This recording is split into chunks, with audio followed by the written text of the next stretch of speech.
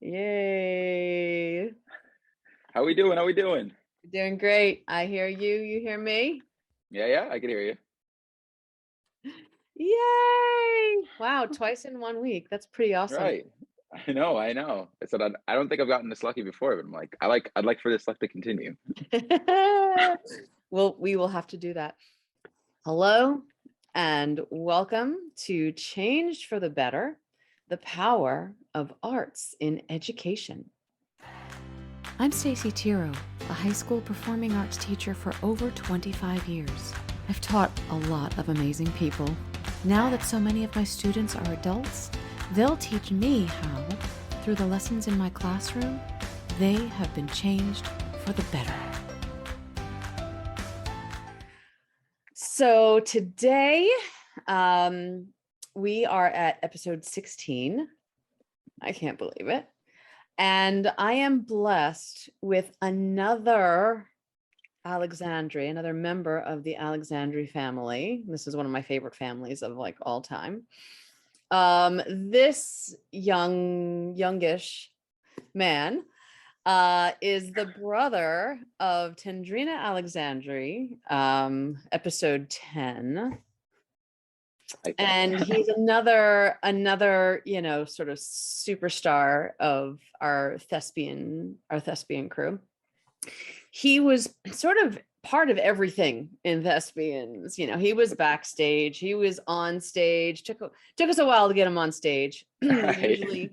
We usually wind up poaching some of the crew member guys. We're like, come on, you can audition. You wanna get on stage, don't Jump you? in, get on there, right?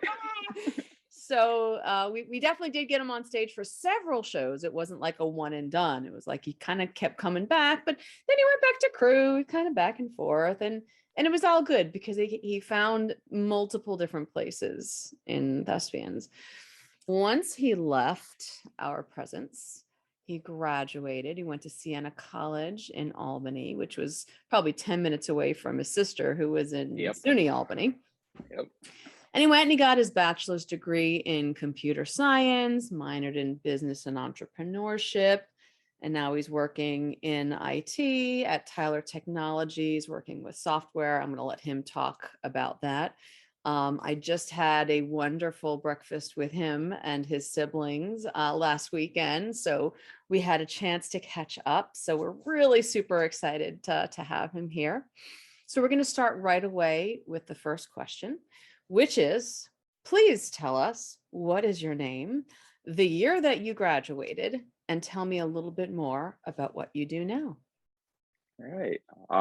Name's Kenney Alexandre, and as you mentioned, I'm the middle of the three Alexandre siblings that walk the halls in Spring Valley. Right. But I graduated in 2013. Seems like forever ago, but 2013, my lucky year, and since then, went to college, went to Siena College, graduated with my degree in computer science. I began working at Tyler Technologies. It's like a solution software company for the public sector. So we mostly deal with transportation in our division, but we work with routers, dispatchers, anyone, bus drivers, student transportation affiliated, and some parents included, to kind of just help ease routing along districts everywhere. And East Ramapo is actually one of our clients. I remember when we talked about it, I was like, oh my God, there's connections everywhere. Yeah, for sure. It was a name that once I heard it, because I mentioned I was from East Ramapo, and they were saying, oh, that's one of our clients. And since then, every time that like an East Ramapo like case kind of crosses the desk, I'm kind of like, oh, I gotta get in on this one because it's my homestead. This is my people. These are my people. Right. All right. So this is how it works. I've got 10 questions for you. We've already answered the first one, so we've got 9 more to go.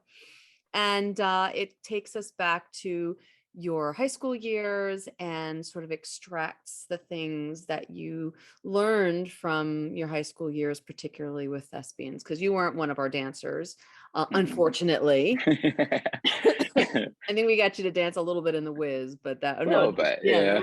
It was with you. Yeah. But that was it.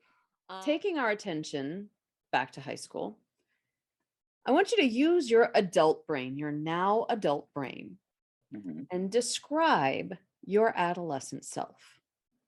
Trip down memory lane. All right. Mhm, Adolescent self. I mhm. would say of my three siblings, I am probably still the most maybe timid, like not the most social compared to like the powerhouses of my, dynamic sister and my engaging brother. Mhm. But I'd come in, to the district just after Tendrina did, so her impact's already throughout the hallways. Oh, you're Tendrina's brother. So I was a lot, shyer, had a lot more to prove kind of for myself, just walking in my own shoes, just kind of helping them figure out who Kenny is. But I was much more into I was much more the silent observer, so I kind of like took everything in. I was much more quiet. I was kind of just observing everything as it happened, and just I would be silently just amazed at some of the things that go on. And Thespians is definitely one of them, one of the things that caught my eye, especially like freshman year, I remember. Hmm. Did you do Like any I other activities other than thespians? Oh yeah, computer club with Mr. June. I remember fondly because Mondays and Wednesdays I'd beeline straight to that old woodworking room where we kind of just hang out. And half the time when we didn't have anything to do, it was just mostly like chess matches. I think I learned to play chess in there. Mr. Leonard would come in sometimes, and we'd all have just like deep talks about anything and everything. And a couple other things in and around. I think so, like Key Club. I think there was some trips to the library for other meetings, ASA, and like a couple other clubs that if I didn't have something to do in thespians or computer club, I was probably over Right, right, right. there. Yeah, we have we still have a bunch of the after school stuff. It's not Yeah. quite as much as when you were there. But Mhm. they're so great at seeing the kids outside of the classroom and kind of getting to know who they really are. Oh Um, yeah. seeing what they can really do. So you are the quiet observer. I love that. Mhm. So, what was something that happened in the thespian realm specifically? Because we're talking about the value of arts and education and how it carries from the adolescent self to the adult self. So, what was something that happened in thespians that helped you to manage or to regulate your adolescent self? I don't know if you remember this, and like it's kind of involving how we met, but the only reason I really kind of peered into thespians was after school when my freshman year, I was still kind of figuring out all the clubs and activities. I would wait for my sister, and my sister would constantly be in rehearsal. Sure. And I would trickle in. I'd sit down right by like the front door where that like trash can was, and I wouldn't move. Like I just kind of stay there until it was time to go. Yeah. And just watching everyone just be so animated and dynamic, it's just nothing I had ever really seen before. And I was just kind of like, I definitely want to get a taste of that. I definitely want that, a lot of, more of that for me. I feel like prior to that point, I was a lot more, and as I mentioned, like soft spoken. Mhm. So, just as the years went on, and I didn't even realize a lot of the things that I picked up from thespians as like time went on, all of these seeds are planted that kind of just grew into like a lot of the things that I, not so much that quiet kid anymore, maybe in some cases, but a lot more of the public speaking aspect of it, I know is a big one, Mhm. where a lot of the times presentations for work or even just standing up and speaking in front of friends in like large venues, it just feels a lot more comfortable. It feels a lot more natural. It's just something that is so easy to do. And I didn't consider the fact that, these are things that I picked up from thespians in high school that just make it so much easier now. So that's definitely the first thing that pops into my head when you say that. But Right. What made you make the transition from backstage to front of stage? good question. A lot of the crew and cast, Mhm. oftentimes, I was heavily immersed in the year of the Chris's. I think we had the Chris Mazis, the Chris yeah, I see now I'm forgetting last names, but the Chris Mazis, we had Chris Smith, and we had Oh, yeah, another yeah, Chris. yeah. Yes. Yeah, So they the they Chris's were were just like on their way out when you were coming in. yes, Yeah, yeah, yes. And I thought that they were the funniest group of guys that I had ever met. yeah. And, they kind of were heavily involved in that, like you should really like peer out from behind the whole stage, like at crew life, like try what your sister does, just really get in the cast. And I didn't think I could do it. I remember like being terrified every single audition for all 4 years, but jumped in, and I kind of, learned to swim at that point. But I think definitely the Chris's definitely played a part. And just like I said, like watching from backstage or watching from, waiting for my sister, I'd just watch everything come together slowly. And I think that process definitely like intrigued me. I was just kind of like, oh, it's just starting with everyone sitting around a room reading a book. What's the big deal? But it would just become more and more of this production, this dynamic, big thing that we were ready to share with everybody, that I was impressed and amazed. And I was like, I want a part of that. Definitely. Yeah. It's like you get bit by the bug and you don't even realize that it's happening until it's way too late. Oh yeah. Nowadays, like I have crew members who are like yelling at me, like, don't steal them, no poaching to the cat. It's very hard to avoid, very, very hard to avoid. But the more there's like a certain energy, but like that energy just kind of, once you kind of hone in on it and pick up on it, everyone's just so like in sync, and everyone's just so passionate, everyone's so dynamic, that you kind of just crave more and more of it. And the next thing you know, you're holding hands backstage ready for the show to go on, and you're just like, I'm ready to go, like. True. It's so true. Yeah. Even the crew and this year, like we were sort of coming back into, live theater. It was just like, where are we? What are we doing? And so it was a much larger crew than it was a cast. Like the cast was like teeny tiny. And the crew was like so dynamic. I'm like, you could be on stage. And right. They're like, no. I'm like, it's okay. Well, it's fine. We'll get you. Oh yeah. It's a slow process, but we got you. That's right. So while you were doing your theater stuff on stage, backstage, wherever you got your experience, what were some of the lessons that you learned that you either think about or you use today? You talk about public speaking being one of them. Things being iterative.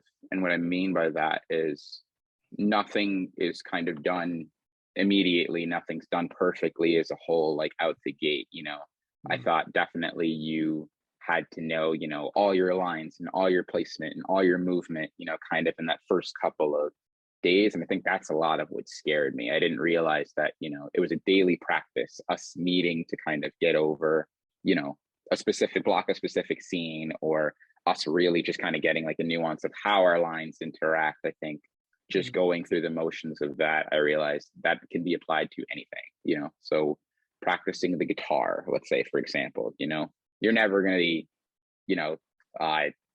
Slash, the first minute you pick up the guitar, it's a slow grind, but like as you kind of just hone in and practice and really just commit to what you want to see as an end result, it just pretty much becomes that end result, which is amazing. Yes. And I think that is hard for new kids to absorb, because everything is instant gratification. I need it to happen now. I'm like, it doesn't happen now. You're not there yet. Exactly.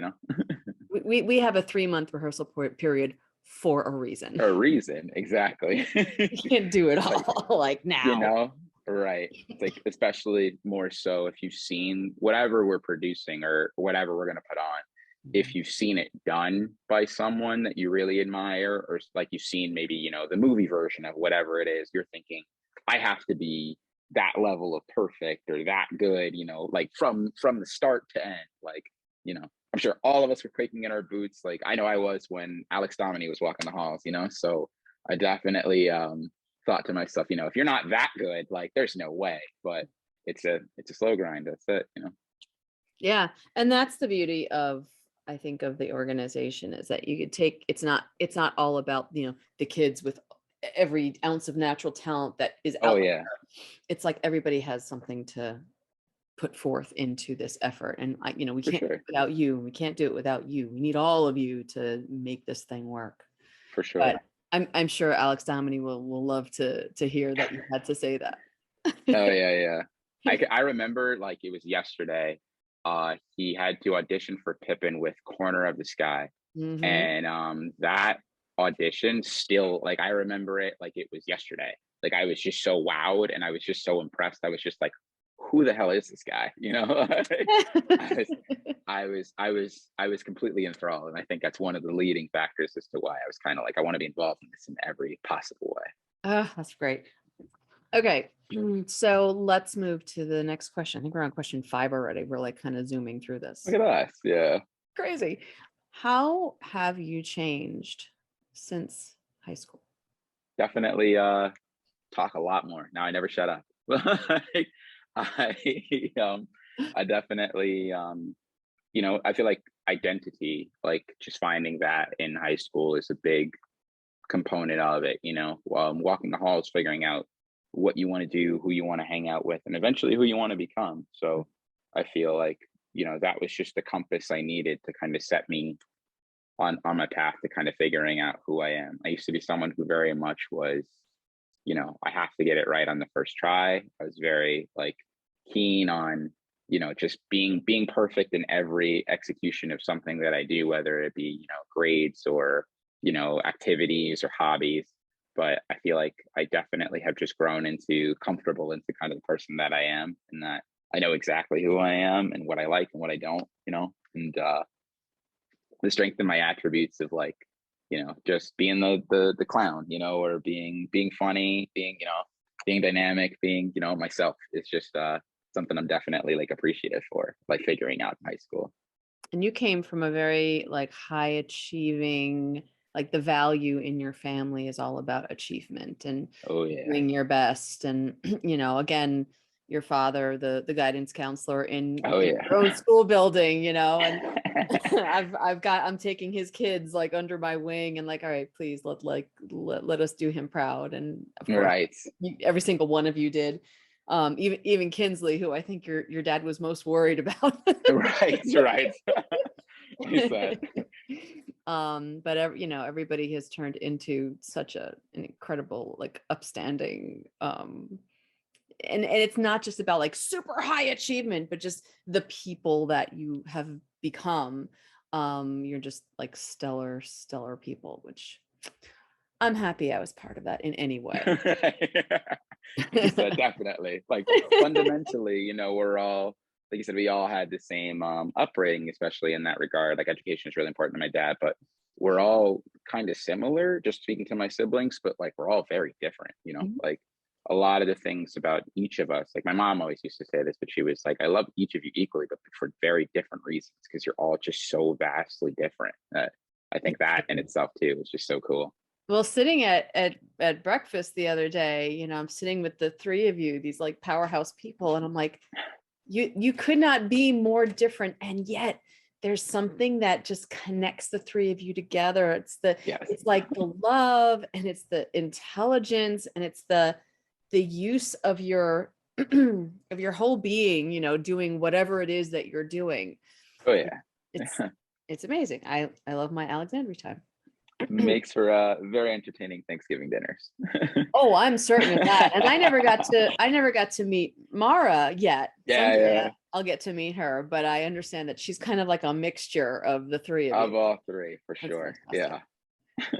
Yeah. Yeah. And she's probably going to be a much bigger powerhouse than any one of you. It's as you're older, you get obsolete because they just outdo you. So she's definitely making her own strides, and she's kind of like, I'm the youngest, but don't count me out. That's right. Oh, no. Never.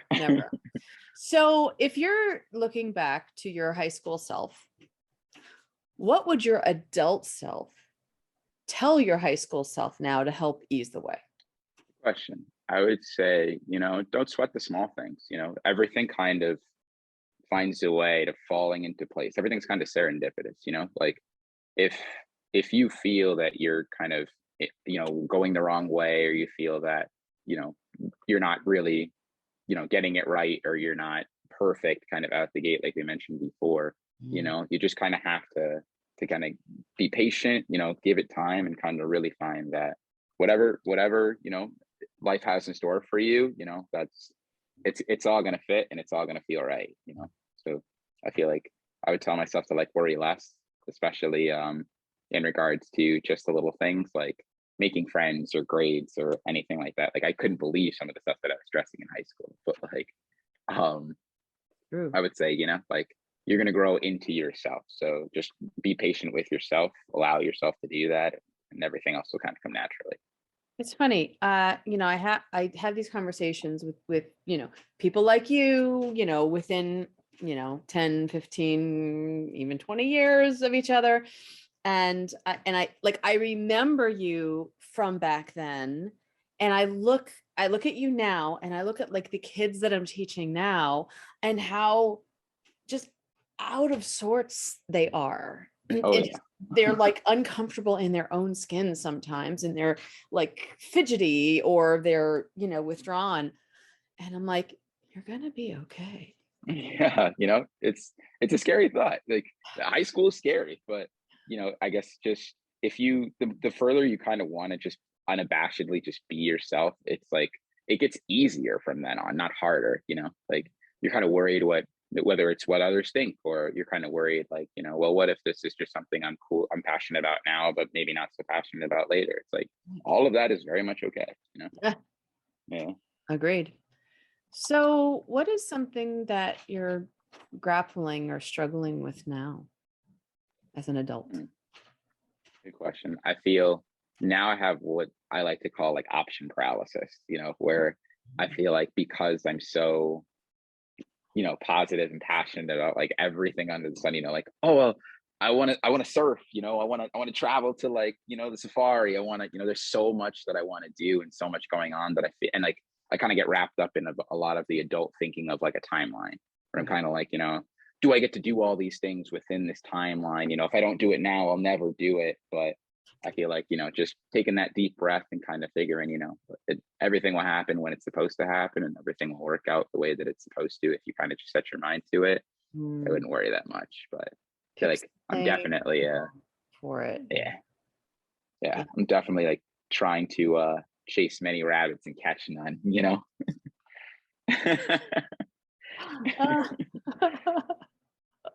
Yeah, I hear you. I get the same way. I'm like, there's so many things that I want to do, and I'm older than you. And like, there's so many things, but I don't know what they are, and I don't know where I'm going from here. But okay, and like you have to pull back and go, well, let's pick something and make a plan and see if you can make this happen somehow.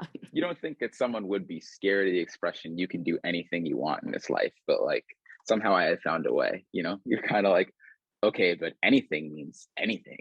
Like that could be. There's so many possibilities. Like the world is vast. It's true. It's so much bigger than than we are.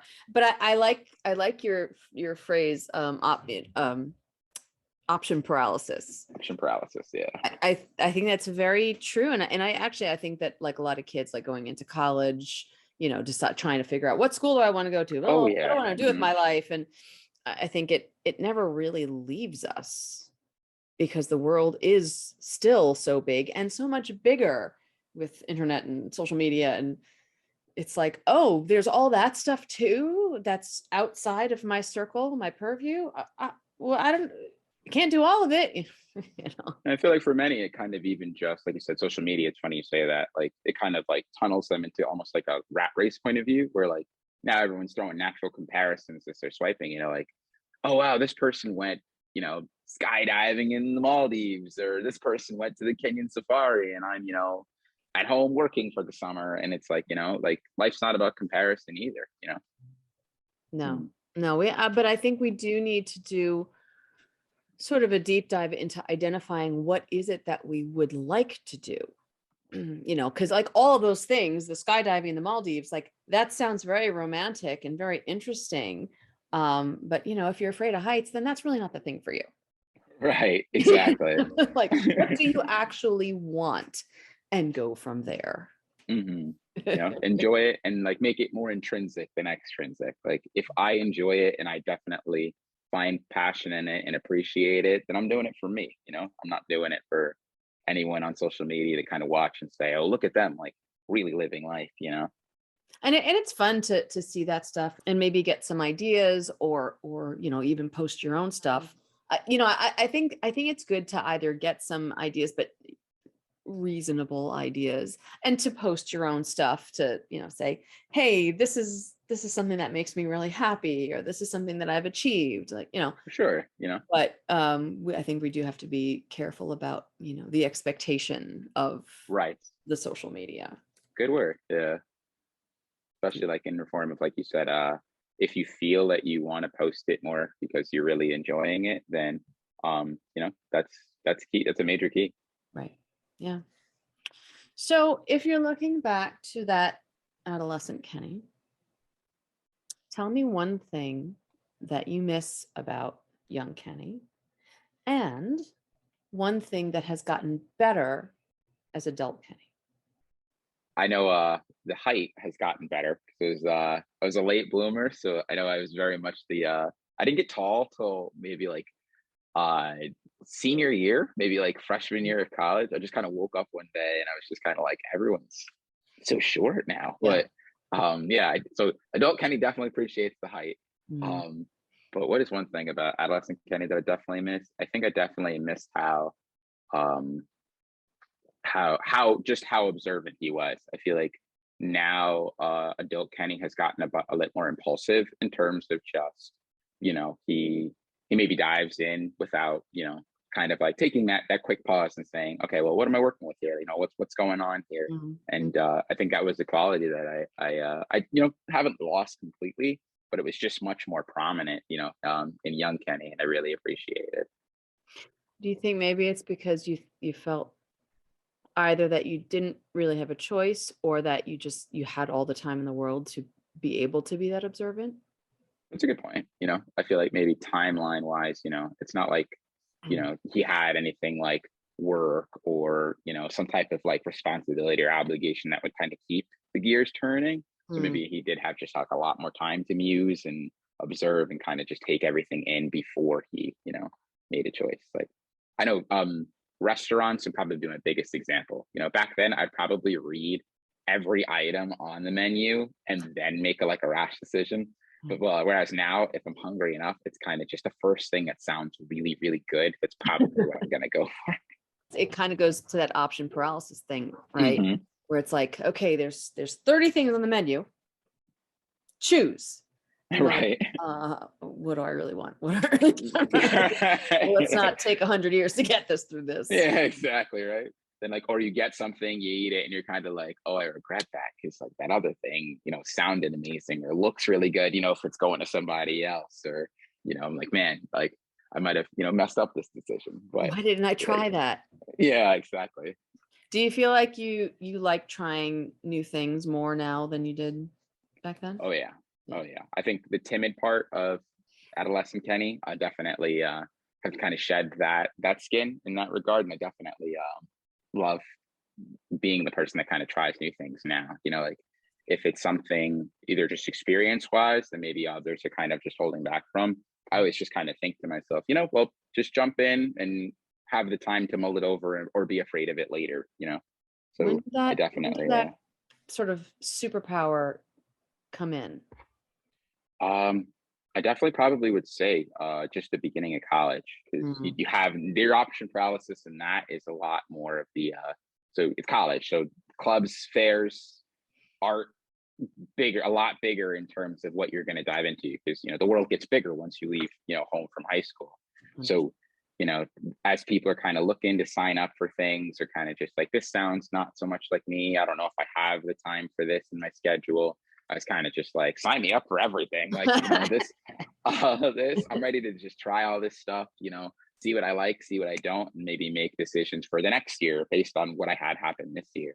So he Right. said, and I didn't, you mentioned not getting to dance with you. I regretted that, kind of leaving high school, but I took that a lot on, kind of in the later years in college. I was like, you know what, I didn't do it back then, I have to do it now. Ah, well, I'm happy and I'm sad, both. Both things are true. I was Right. like, I Both could have can exist. used you in my class. He said there was a point, I think a good buddy of mine and I, like before he became one of my best friends, we were signed up to maybe all of like the 5 major like dance items on campus. There was like a Latin Fever Club, there was like Bangra, there was like a hip hop or like contemporary group, but like we were running from like one practice to like the other, like pretty much every day of the week. That's I great. was like, I was still so happy I did it. Yeah. I'm glad that you had that opportunity to do Yeah. that. Okay. This is question 9. We're at question 9. Question 9 of 10. Wow, let's roll. Through this. If you could give a piece of sage advice to high school students now, what would it be? Try everything and anything, and love the process. So I would say if it's something definitely more so out of your comfort zone, the better, because you might have stumbled into something great that you definitely will appreciate later. Or if it's something you absolutely could not stand and say, I hated the entire process and I wish I wasn't a part of it. Well, that adds a bit more onto what you like and what you don't. So experiences in themselves for high schoolers, I would say, try everything and anything. Yeah. And then you either love it or you hate it, and do it again or don't do it again. Exactly. It's development. And you get something out of it. Even the not so good experiences, you still get stuff out of it. Mm-hmm. You still. Any other bits of sage advice? I would also say find the person you most emulate or want to be like. It's probably like generic advice someone has already given, but really emulate, like follow the steps to become that person. It's like that could be someone real or fictional. Like if you resonate with like a character in a book and you're kind of like, I want to be like this character, like maybe backtrack, how did they get there? Did they take certain classes? Did they get knowledgeable in like some type of subject? And kind of just trace your way there just by following those steps. But it's another one I would give. Can I tell you something? That's the first time anybody's ever said that. Really? There you go. Sage wisdom from Kenney right there, right? Yeah. There you go. Well, and what's funny is that there's a lot of recurring themes, a lot of running themes that I hear. Like when you said trust the process, that's a big one that I hear probably in either in every episode or every other episode. And the it's not so bad kind of thing. I worried why did I worry about XYZ, back then. Right. Don't sweat the small stuff, that kind of thing. Oh yeah. But that's actually the first time that somebody gave that piece of sage advice. Yeah. Emulate somebody older. Say, hey, how do I be just like them? Just how did they get there? What do they take? What do they read? What do they do in the morning? My version of that. My version of them is a better way to put it. Yes. Because you don't want to be a copy of somebody else. You want to kind of like add your own originality to it too. That's right. I think it's just it's finding the character traits that are, that'll best serve you and best serve the people around you. Go do that. Like you said.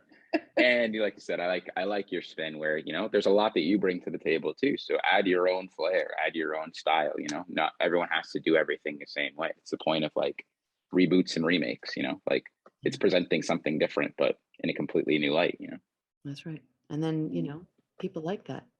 And then people want to emulate you, and you're like, why? Exactly. Yeah. Because you're awesome, because you're great. You bring a lot to the table. Any other sage advice that you can think of? Any last little bits? Just definitely listen to your guidance counselor, especially if they're your father.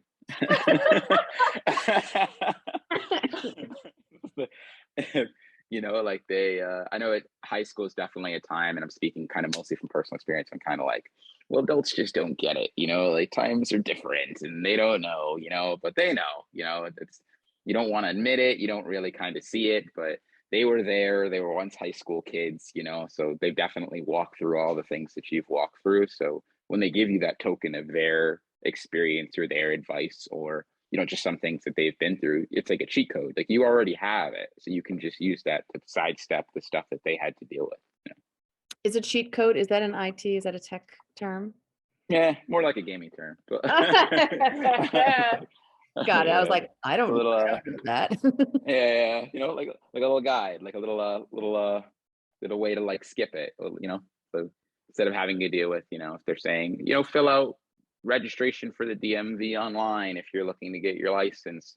And you're kind of like, what do they know? They don't know anything about online. You show up and wait all day. You could have sidestepped that by just following some little advice.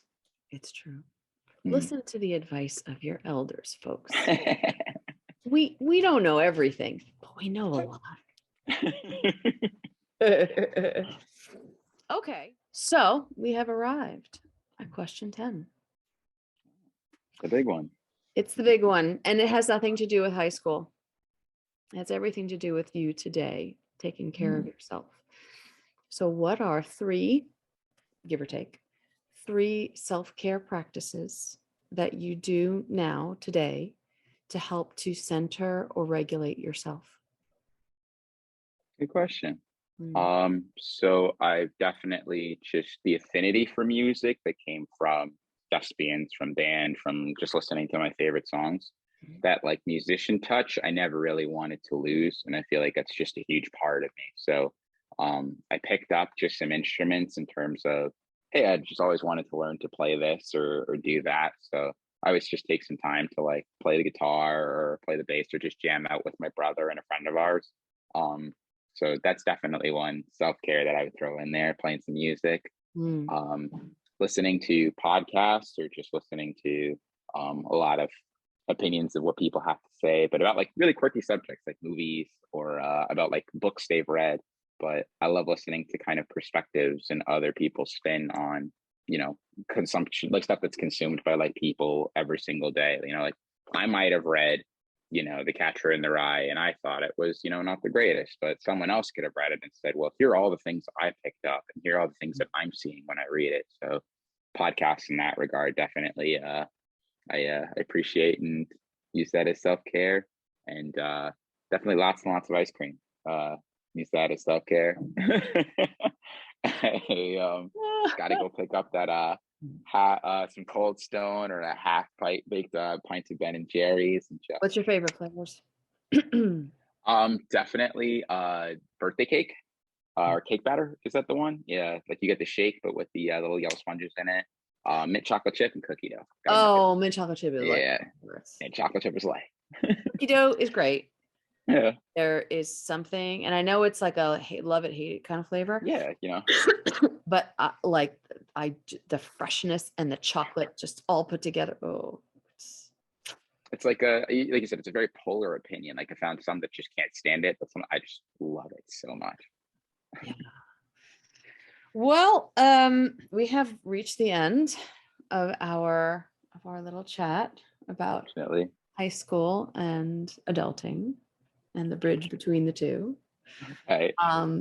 Thank you so much, Kenney, for coming and joining me and chatting with me and sharing all of this wonderful golden stuff. And everybody, tune in next week for the next installment of Change for the Better, the Power of Arts in Education. Thanks for having me. My pleasure.